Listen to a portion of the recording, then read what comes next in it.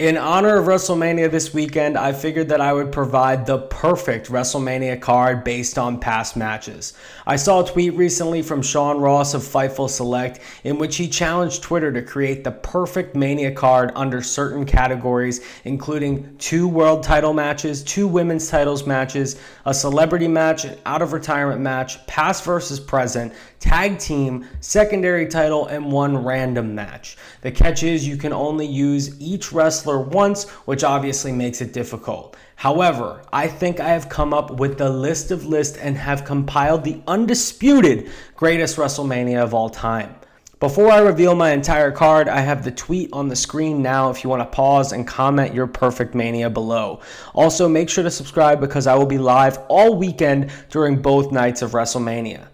Here we go, getting things started with the random match. If given the opportunity to select one match in the history of WrestleMania, why not select the best? Shawn Michaels versus The Undertaker from WrestleMania 25. 2 of the greatest of all time battling it out and giving it their all. The match had everything from great pacing, intense moments such as Undertaker's dive, false finishes throughout, and the moonsault into the tombstone.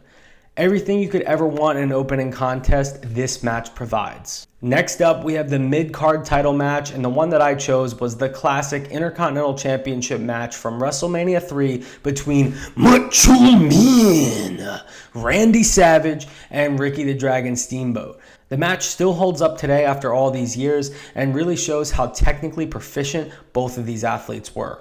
Anyone who's never watched this match really should, because not only do they showcase old school ring psychology, but perform maneuvers that reflect the current state of wrestling. Crazy to see how ahead of the times these guys were. After 2 phenomenal matches, I'm going to let the crowd rest a bit while still being entertained, including the celebrity match. Although there have been better celebrity matches by quality like Logan Paul and Bad Bunny's in recent years, this Mania card should have some spectacle to it. And the celebrity match that I felt had great build and great delivery was the Big Show versus Floyd Mayweather at WrestleMania 24. The largest athlete versus the undefeated boxer.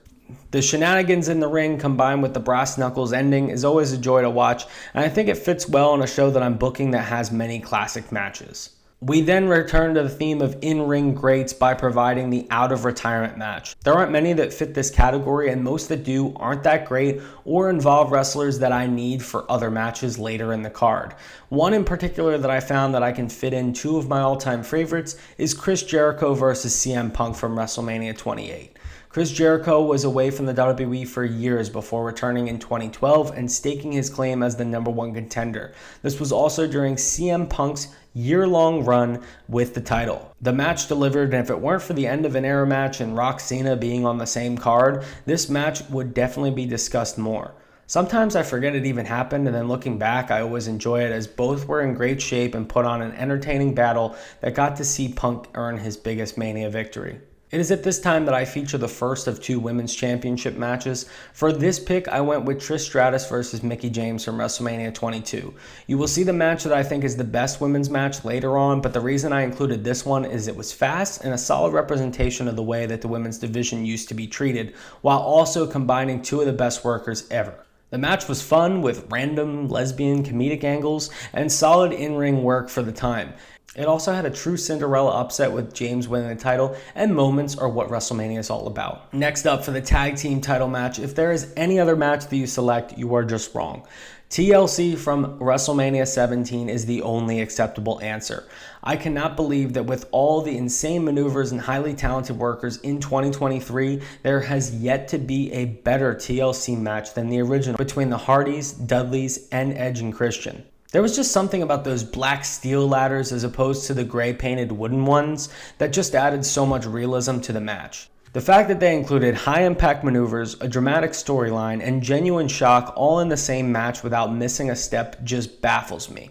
And who could forget the spear from Edge off the top of the ladder to Jeff Hardy? Absolutely bananas. This is the shock of energy that the fans in my stadium would need to have entering the final 4 matches. The first of our male championship matches is the better of the 2, but I place it first because of the ending, and I don't want that to be the final scene of the night for my audience.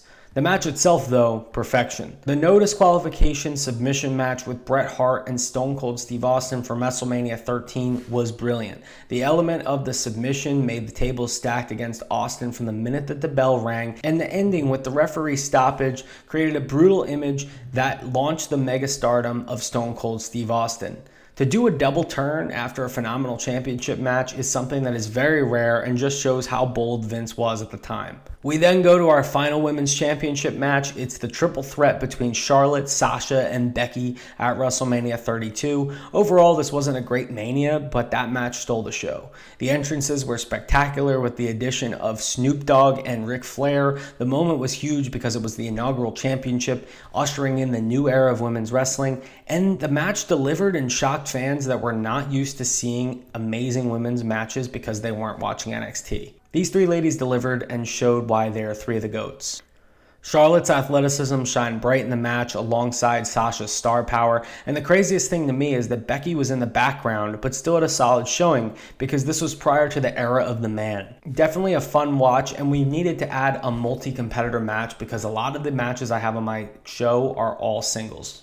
Shockingly, our championship match isn't the main event, but it does feature two of the greatest performers in Mania's history and really captures the essence of what happens when two dominant wrestlers collide. The WrestleMania 22 main event between Triple H and John Cena is one of my favorites. The entrances were phenomenal, with Triple H descending from the throne and Cena being surrounded by gangsters. It was around this time that Triple H was considered an unbeatable veteran and Cena was a dominant champion, so the result as a fan was very hard to predict. I love how even the match was, the pacing was great, and no one really took control for a dominant period of time. John Cena ended up winning with the STF and standing tall at the end, which is something that I really wanted to include in this card because of the fact that Austin lost his matchup earlier. I'm sure you're wondering what the main event is. The main event should be something that captures the essence of WrestleMania to its fullest. The high stakes, the grandeur, the spectacle, and the match quality all being presented in a dream match. And there's no other that I could think of that is more impressive than the past versus present match that I'm including between The Rock and Hulk Hogan from WrestleMania 18. People were pissed that this was not the main event on the actual Mania card that it took place on, so I'm not making that same mistake. You won't get a better crowd reaction than this one, and the minute that Hogan came out, everything erupted. The two men also put on a very fun match that saw The Rock embrace his new Hollywood persona, and Hogan return to his classic 80s style of work. There were many near falls, which was extremely rare at the time, and the charisma from both these performers just captures WrestleMania, and if you had to show this match to others, they would understand what Mania is at the end of the day. Ultimately, The Rock won, but both men ended up raising each other's hands, and I think that is the perfect closing shot to a perfect WrestleMania. Let me know what you thought about my WrestleMania card. Comment below your list as well. I'm excited to discuss that in the comment section below. And after talking about it, wow, yeah, I'm excited to go watch these matches. I'm about to honestly do that after I upload this video. So if you want to watch them alongside me, do it as well. Make sure to follow my Twitter. We can talk about them at World of Combat YT. And I hope to see you here. Make sure to subscribe and turn on those notifications because I'll be live for WrestleMania this weekend. And if you're watching years down the road and you just wanted to see what a perfect WrestleMania card looks like, I hope you enjoyed and still subscribe anyway. I'll catch y'all later. Peace.